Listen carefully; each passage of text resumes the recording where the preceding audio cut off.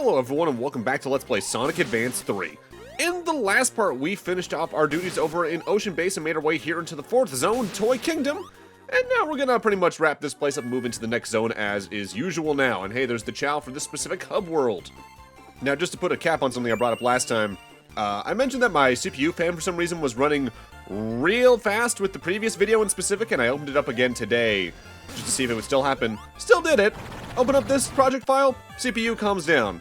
I don't know what's up with part 3 in specific, but something about that specific project file for my video editor my computer does not like, and it kind of scares me, honestly. Now, something I don't think I've talked about with the Advance trilogy, at least not in this LP, I may have mentioned this back in my Sonic Advance 1 and 2 LPs, but again, it's been years so I don't quite recall, is that there's actually a difficulty select over in the options menu. Specifically, you can swap the game between normal and easy. Off the top of my head, I think this only actively influences 2 factors in the game. One is just the amount of enemies in a standard stage, which even then is kind of mileage may vary. And the other is that on easy mode, bosses are generally less aggressive and also take generally less hits to kill. More often than not, across this trilogy, the bosses take about 8 shots to knock out. On easy mode, they usually take about 6 instead, which isn't that big of a difference, but hey, if you're having trouble with the boss fight specifically, it might be worth a shot. That's probably at its most useful, though, in Sonic Advance 2, just because the boss fights in that game are either the most loved or hated thing, depending on how you like that structure. But I digress. As for Toy Kingdom Act 3 itself, if you're trying to get the gold or silver medal here in specific, getting the gold requires finishing this stage within 2 minutes and 45 seconds, meanwhile the silver, of course, is beating the stage within 3 minutes and 45 seconds. Additionally, similarly to back in Sunset Hill, you want to actively enter this stage with Sonic as your lead character. Doing so successfully, like in Sunset Hill itself, will actively unlock our next character, who is a character that I think is alright to play as, but is far from my favorite in the game. I'd say overall they're my least favorite to play as in this specific entry, just because of the changes that happen to them in some cases, with the tag system just being not to my taste more often than not. Right here is also our final Chao for Toy Kingdom, so now we just need to find the special key and we can go collect the Chaos Emerald from the special stage. Also, remember what I said about this LP being pretty lucky when it comes to key placement? Yeah. It's so funny too, because going into recording, I was ready to really complain about the key placements in the game because they're just so randomly placed and you need to check every location in a stage. But I got most of the keys along the way, so I'm just like, thanks game, I guess? And like, generally I do try to at least check every key location in a stage after I grab the 10th Chao within it, but I've never gotten this lucky before, I swear. Either way, General's back and he's gained a new attack where he'll jump in the air and actively throw missiles at you that track onto your location. With that said, thank you Tails for actively deciding to take a hit and damage him that way. Again, this is also one of my better playthroughs in a while when it comes to the tag partners actively trying to hit bosses and succeeding in cases like that. But because we've now finished our next stage, it's time for us to unlock that new character. Gee, based on the 2 character slots that are left on the character select screen, I wonder who it could be. Oh, hi, Amy. Well, well, hello, Sonic. Amy, you're going to ask me out? No, I'm on my way to... I knew we were meant to be... together? No, no such thing. Why don't you just admit it? Let's not use the hammer. We now have access to Amy. I don't use her too much, though I do make sure to go actively use her for the upcoming boss fight just to showcase her. But before I even go do the character showcase for her and her combos, I actively want to go take care of the special stage just so I can take care of that step along the way. While we're on the way, I might as well continue talking about the DIMP side of this game's dev team, especially into the special stage. Next up is actively the game's line producer, Yukihiro Higashi, who's also one of the game's planners.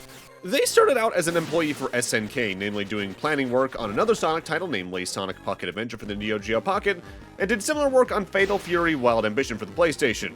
After that, they joined DIMPS, being a planner for the entire Advance trilogy and Sonic Rush, directing Sonic Rush Adventure even. They were also a lead designer on both parts of Sonic 4, Sonic Colors, DS specifically, as well as Sonic Lost World, and then they were also a director on titles like One Piece for the Game Boy Advance, as well as the lead level designer for Sword Art Online Fatal Bullet on PS4, I think that was generally. This game's other planner was Masaki Yamagiwa. The Advance trilogy marked the start of his career, and he was also planner on the same GBA One Piece title we just mentioned, Sonic Rush, and was the planning director on Sonic Rush Adventure. He was the lead level designer for the day stages in the Wii version of Sonic Unleashed, was a producer on the PSVR's Deracine, and was in some form either a project manager or a higher level producer for both Wolong Fallen Dynasty as well as Rise of the Ronin. He was also a producer on some little game called Bloodborne, whatever that is. Surely not a game people have been wanting a port of for well over half a decade plus at this point. Totally not. Next up in the credits are the game's main 3 programmers, namely Tatsuaki Nakashima, Hiroki Yoshitake, and Kuninori Duono. Starting off, Nakashima, as far as I can find, was only ever a programmer on this, as well as Sonic Advance 2. And what's honestly a little uncommon for at least my experience at looking at credits is both Hiroki Yoshitake and Kuninori Duono are actually very similar stories. Hiroki Yoshitake is only ever listed as a programmer in all 3 Sonic Advance titles. Meanwhile, Kuninori Duono is listed as a programmer in Sonic Advance 2 and 3, as well as being a planner for DIMPs on Dragon Ball Advanced Adventure for the GBA. I genuinely don't remember the last time I saw a full programming team be that small in their listed credits on Moby games at the very least. This could also be a case, though, similarly to what we saw back in Kirby 64, where Moby Games at times is not the best when it comes to keeping track of name changes or different spellings of names. That's 4 Chaos Emeralds down, though, and 3 to go, so we're getting there. Either way, time for us to look at Amy and her tag actions as well as what her combos do. Amy's tag action is to throw the character straight up in the air, and you can use this either on the ground or mid-air. And it's honestly really good for gaining air, but I don't find it as useful as Tails, if only because the angle is not as good, on top of the fact that there's times where it's more easy to throw yourself up into either crushing sequences or directly into spikes in some cases. Otherwise, when paired with Amy, most characters have their main physical attacks changed into a hammer, so Sonic's kick, Knuckles' punches, and Tails' tail swipes are all hammers now. They also all have their spin jumps changed into Amy's Sonic Advance 1 jump, where you just jump in the air outright, so you're more vulnerable to damage. But you can press the B button as Sonic leads to do a mid-air spin attack that can at least save you in some instances. Not my favorite combos at large. Tails and Amy, though, I actively really like. This actively still gives Tails a hammer instead of his main physical attack, but he'll also now be able to swing a hammer while he's flying, giving you a hitbox in front of you while flying instead of just having it be above you. Otherwise, he has the same jump changes as Sonic, and he still has his swimming abilities pretty outright. So ultimately, not too many changes, but still, the changes that are actively pretty nice for him. Knuckles and Amy is also similarly solid. This doesn't do too much to change Knuckles outside the already mentioned hammer attack and change to jump physics. He still has the glide and wall climb, he can swim, etc. The big changes are that you can press B and down in midair to do a downwards drill punch right out of his stages in Sonic Adventures 1 and 2. And if you're climbing a wall and hold the direction the wall is in and the A button, you can do a wall-centric spin dash, which is really good for upwards mobility. This is actively very fun to use. If I'm using Amy as a tag partner, I'm more often than not going to be using Knuckles just due to this, honestly. And that means it's now time for us to talk about the combos where Amy's at the helm. Amy in Sonic causes Amy to play pretty identically to how she did it in Sonic Advance 2, specifically. She can use the boost phase, she can do a spin dash and do a standard spin jump, and she has her hammer attack mapped to the B button for an attack. Like prior games, you can also use the hammer on springs to get sent roughly 50% further than the spring in question would normally send you just by jumping on it. With Sonic specifically, though, she can also do a mid-air jump by pressing the A button again in mid-air, which doesn't damage enemies but does send you a good distance forward if you're trying to get to some obscure corners. She can do a mid-air spinning attack with her hammer, which is pretty good for taking care of airborne enemies. And if you press down and B while in mid-air, she'll actively spin her hammer in a circle around her laterally, just falling down similarly to Sonic's bounce bracelet attack. She's not my favorite to play as in the game, but I can play a lot of stages perfectly well with her as long as I actively keep in mind the distances I can use with the springs and the hammer especially. Amy in Tails changes things up a bit, namely replacing her spin dash with a leap command instead. With this, Amy hops forward a bit, gaining speed faster than running from a dead stop, though not quite maxing your speed out. If you press the B button during this animation, Amy will also fall flat on her face on the ground, sliding forward similarly to Sonic's skid kick attack, damaging enemies along the way. Holding the jump button down, she'll pull out some balloons and float down, which is good for long distances, and if you use her hammer in midair, she does a spinning hammer attack that now also gives you a second jump's worth of height. Decent for mobility, not my favorite, but probably my overall favorite Amy combination on the whole, honestly. When paired with Knuckles, Amy's spin dash once again gets replaced, namely with the Amy dash. Think of it like the super peel out from Sonic CD. She just runs outright, meaning she gets some good speed, but she's also open for enemy damage if you actually run right into them. Her main hammer attack has now been replaced with a larger hammer that has more reach and I think can also break power character-based walls. If you press down and B on the ground, she does a high jump out of her hammer similar to her mobility from Sonic Adventure. She also still has both her standard mid-air spin attack with the hammer and the downward hammer fall from other character combinations we've seen. Not my favorite Amy, but not a bad Amy all the same. With that said, I am going to be taking Amy and Tails into the next boss fight, mostly just so I actively use Amy in at least one actual stage. With that said, now that I have the retrospective finishing the LP's recording off, I either should have used a different Amy combo for this boss fight, or used Amy in a later stage instead, because my mentality was, okay, I remember this boss, Amy's hammer is good for it, but I probably should have brought a character who could do a normal spin jump into this, because that's a lot more useful than Amy's box standard straight-up jump that she has in a lot of combinations. Oh well. As we get into the fight, though, worth noting, in order to get the medals in this specific boss fight, you need to beat the main boss within 2 minutes and 30 seconds to get the gold medal, and 3 minutes flat to get the silver medal. The boss here is the very silly Egg Cube. It's just a jack-in-the-box. Eggman's gonna roll out of the side over here and there and try to do an attack, at which point you will damage him and he will slide backwards. Your goal here isn't to hit him a certain amount of times, it's actively to knock him off the ledge on the opposite side, which means, depending on your luck, this might actually take a while. Whenever you actively damage him, he's going to slide back and do one of 3 attacks. Either he'll fire a missile off the screen, which will then rain down on you after a few seconds. He'll throw General out on a ball and chain that'll bounce along the floor about halfway across the platform, which will then slide backwards. Or a clown head with General on it will spring out the top, which is the thing you want to see because it actively does no actual damage. The more annoying thing in this fight, though, for me, are the toy soldiers that come out periodically, because for some reason I just have a real bad time predicting on when they're going to come out. And in practice using this combo here, I was probably fighting this boss for about 20 minutes, because frankly, Amy's not a good choice for this just due to the soldiers being so unpredictable. I think my big thing about this fight I don't like is that it's just a lot more random feeling than a lot of the other bosses, and if you take too long to hit Eggman, he does start sliding back to the left. So depending on your luck, you might be all the way across the screen, he'll just regain at least a solid hit's worth or half a hit's worth of distance, and it just elongates the fight. I do largely like this game's bosses because there's some really creative and fun ones in here. This is one of those that is creative, yes, but it actively leans more to just being kind of annoying and tedious to fight compared to a lot of the other ones. I think the elongated period between points you can damage him also really helps with this, because the invincibility frames would probably be over 3 times over by now in other boss fights. It just takes a while, and I don't mind Sonic bosses or stages that take a while, but I like to be engaged during those instances, and I'm not really engaged by this boss fight at large. It's just kind of tedious. But with that, that's Toy Kingdom wrapped up. 4 zones down, 3 to go, over the halfway point now. Also, seldom find it comfortable to get the gold ring in this stage after you beat the boss fight, because the jump to the right I'm just always so nervous about. With that, though, since Toy Kingdom's wrapped up, we're now moving into my favorite zone in the game, which is actually a little bit of a symmetry moment with Sonic 3 and Knuckles for me, because my favorite zone in this game is, once again, the ice/water level. But I will say, roughly, probably close to 40% of why I like this level so much is actually very similar to the reason I like the ice level in Sonic 3 so much: the music. This game's soundtrack in general is amazing, as I've said, but Twinkle Snow's song is generally so beautiful and kind of relaxing, and I just adore it so much. Jumping right on into Act 1, to get the gold medal on this stage, you need to beat it within 2 minutes and 15 seconds, and as is pattern, to get the silver medal, do so within 3 minutes and 15 seconds. Mechanically, this stage leads a lot into the water, so if you want to use either Tails' dog paddle swimming ability or Knuckles' breaststroke, or any combos that boost those or do similar abilities, this is actively the zone you're going to want to do so in, especially if you're trying to find specific Chao. Otherwise, this zone has several mine carts that'll take you from one part of the stage to another without much of a threat along the way, outside of the occasional one that you might be able to drown on if you're in there too long in the water.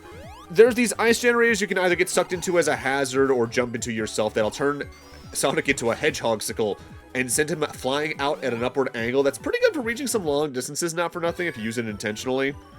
And Twinkle Snow also marks where you're going to start seeing a specific platform that's a block on a wall. This block will specifically have a little bar about maybe 2 or 3 Sonic heights below it. And if you get on top of that block and hold down to crouch on it, it'll slowly lower that block. The longer you hold it down, the further it'll slingshot you back up. There's also the occasional moment they'll actively use those to push yourself left or right in some cases to get high speed quickly. Those, not for nothing, can be kind of stop and go depending on your tastes, but if you actively use them in tandem with, say, like Tails throwing you upwards or Knuckles' glide and climb, there's one of them right here actually, they can be pretty fun to work with long term.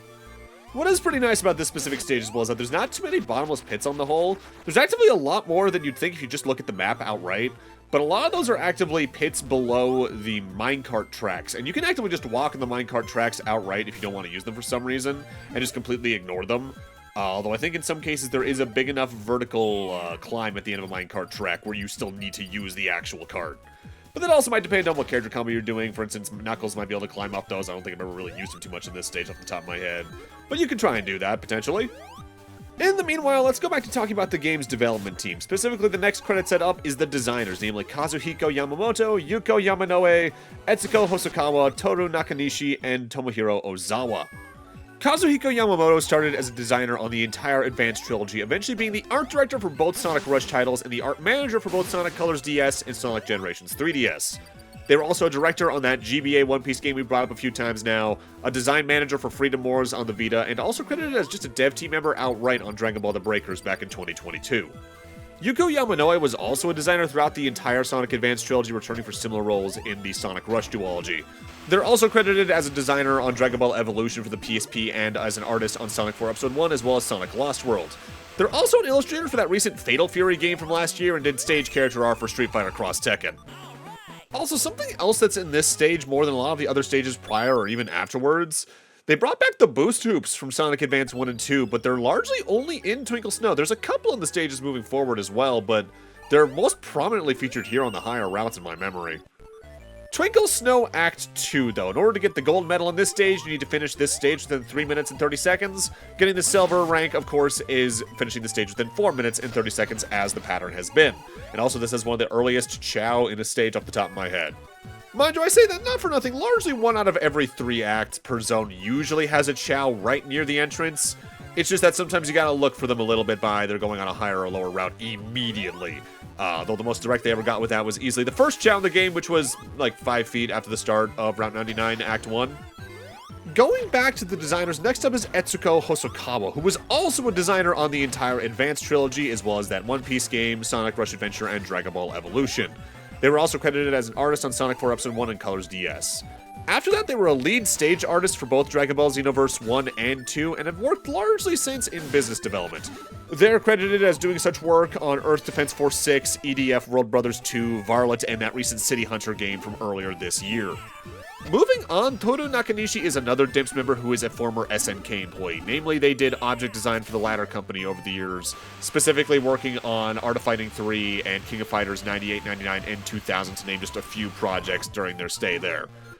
They were also then a designer on all 3 Sonic Advances and Sonic Rush. Since then, though, they seem to do a lot more cutscene work, namely working on some scenes in Wario Land Shake It, as well as in 2025's Once Upon a Katamari. This right here is one of my least favorite Chao to get in the game, by the way, because this final climb alone is pretty rough depending on your character choices, because there's so few ways around those spikes without getting hit. And depending on how you get hit, you might also fall back into the bottomless pit below you. But even then, once you first land in the water while trying to get it, the platform that you're immediately on starts falling, and you gotta react fast. I think that's ultimately one of the larger issues with the Advance trilogy at large, specifically more so in Advance 2 and 3, is that until you memorize the level design, you're going to be probably taking a lot of dumb hits and falling into traps very easily. In that regard, I think the latter 2 Advance games are definitely really unforgiving to first-timers compared to a lot of other Sonic projects. You just need to react on almost superhuman levels to be able to see that stuff coming on a first run. Rounding out the design team in the meanwhile, our final member is Tomohiro Ozawa. They're on the designer art teams for Sonic Advances 2, 3, Sonic Rush, and Sonic Rush Adventure. After that, though, they had a long stint with Intelligent Systems, being a character designer for Paper Mario Sticker Star, Color Splash, doing event scripting for Fire Emblem Fates and Shadows of Valentia, and being the animation lead outright for Codename Steam. They also do some unit design for Fire Emblem Heroes, but since then they were also credited as an animator on FF16, Ninja Gaiden 4, and Bayonetta Origins. This is the crunchiness I was talking about earlier in the LP, by the way. That only happens in like 1 or 2 stages that I only noticed after recording was done for some reason. Like I mentioned earlier in the LP, this also technically happened in Ninja Gaiden Shadow, but it only happened in the credits there, so I was able to cover that up by just re-recording that specific segment of footage. I don't know why it only happens like 1 or 2 stages here. I'm assuming maybe it's something to do with either OBS in specific, or maybe something about these games and the version of the emulator I'm using is just not really cooperating with itself. I don't know. Oh god, the drowning music, but it's getting a little crunchy. Oh god, get me out of the water, get me out of the water, get me out of the water. Oh god, god, god, god, go, go, give me a bubble, go, go, go, screw it! minute, I should be dead. Not sure on the actual, like, frames there, but I'm fairly certain I was just a handful away from just dying there. And man, that would have made me feel real embarrassed. Not for nothing though, as much as I like Twinkle Snow, this is definitely where you really start to feel the game's length compared to Sonic Advance 1 and 2, because between there being 3 acts and them being generally 3 to 4 minutes long, this game's arguably like twice as long as either Sonic Advance 1 or 2. Also, there's one of the Chao for this specific world. The Hub World one is directly below Act 2, so that's neat to grab right now. But with that, I'm going to need to end this off here. Thank you guys for watching, and in part 5, we're going to move on and finish our time here in Twinkle Snow before moving on to our 6th zone. See you guys then.